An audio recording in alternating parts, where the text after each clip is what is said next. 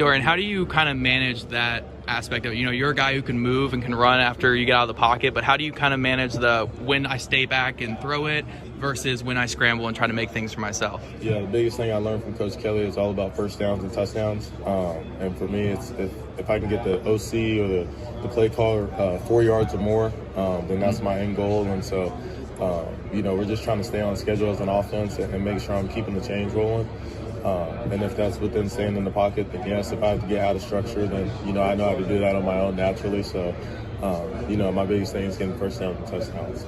Marvin, you played a lot of slot and outside there at Oklahoma. What's kind of the biggest differences between those two, and kind of how do you kind of work your game depending on where you are? Yeah, there's a huge difference. You know, outside I feel like it's easier to just kind of know the defense and know what you're doing, just because it's just you're basically just looking at the corner of the safety. When you go to slot, though, you kind of have to look at the safety. You have to take a peep at the linebacker and the corner, just to kind of know what's going on around you. And as you do motions, I mean, you got to look at that too, just because the defense is going to adjust to a motion almost every time. So I've done both, been real comfortable with both. I feel like just in the past, you know, learning slot in an offense is always going to be the harder thing, just because there's movement and you're going to both sides, stuff like that. But yeah, just like I said, for all 3 years of my college career, I mean, I've done about 50-50 in slot and outside. Which one do you prefer? Well, that's a great question.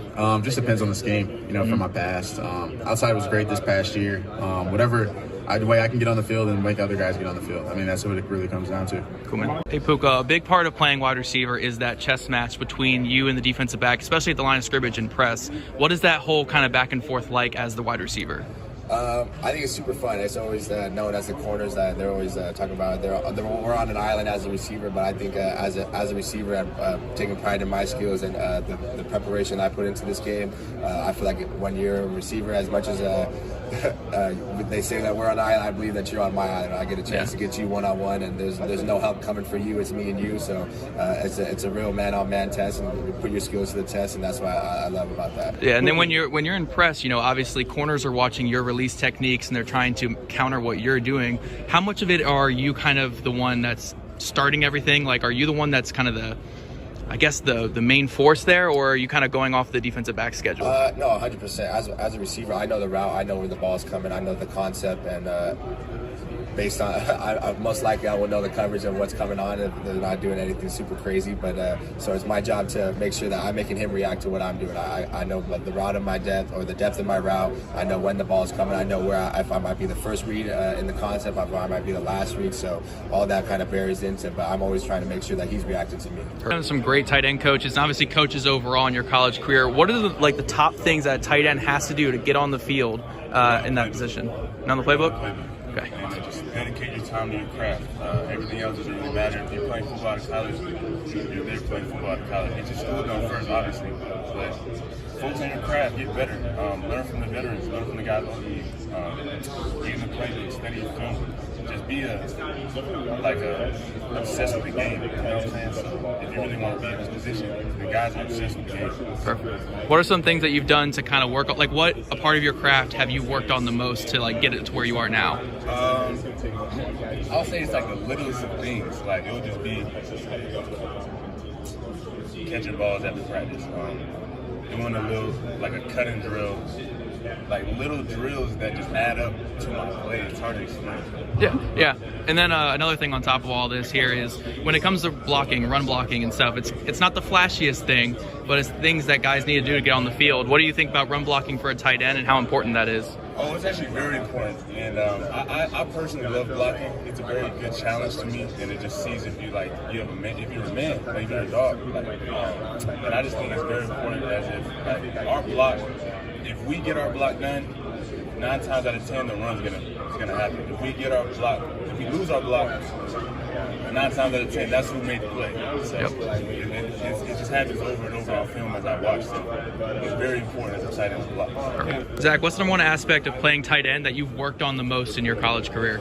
Sure, and kind of like we said earlier, you know, being taller, you know, always keeping your pad level low and having the best technique. You know, a lot of times, you know, technique beats talent with a lot of that. So having the best footwork, the best technique is going to put you in the best position to be successful.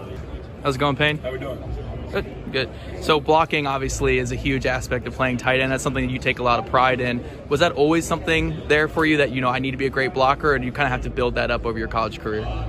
It started pretty early. When I was a redshirt freshman, Bryson Hopkins was the guy at tight end, and he was a receiving tight end. So I knew that if I wanted to get on the field, I had to be the blocker, and I didn't have a problem with it. I accepted it and kind of embraced that, and that's how I got on the field early. Awesome. Jadon, you played a lot in the slot in your career. How is that different from playing on the outside? You get the ball a lot more. Yeah. I would say, and you're just learning more, like the playbook. It's different learning outside and inside just because you're going against different opponents. How much does that film study kind of come into play when you're in the slot? A lot. I watch film probably 3 to 4 days out of the week. All right. Last question I have for you here. You caught passes from Jelani Woods in high school. What was that like, catching from a 6'7", 200, whatever I be telling people about that when I see him on TV playing. He was a great quarterback, though. He was a big guy, bigger than Cam Newton, because we used to go to Cam Newton 7-on-7s and stuff. And he used to sling it. Yeah. Hey, Colts need a quarterback, right? So they can move him over there. For sure. How have you taken those steps to improve your mechanics and just refine your game in your career? I don't think it has much to do. I think everyone has their own specific stroke. I don't think everyone's stroke is the same. I think you see a bunch of different people doing things different ways. But I think there's a way to be more efficient in everything you do, and that starts with your feet. That starts with your eyes. It starts with your timing. So I think I've tried to improve that and get better and better and better. Each year I continue to grow, so we're going to continue to grow as I move forward. Have you worked with any QB trainers or anyone out there? Working with John Beck in Huntington Beach, Taylor Kelly, Adam Dato with 3D QB, and got a really good group of guys out there. And what's the biggest thing that they've kind of worked on with you? Is it the feet, the eyes, the sequencing?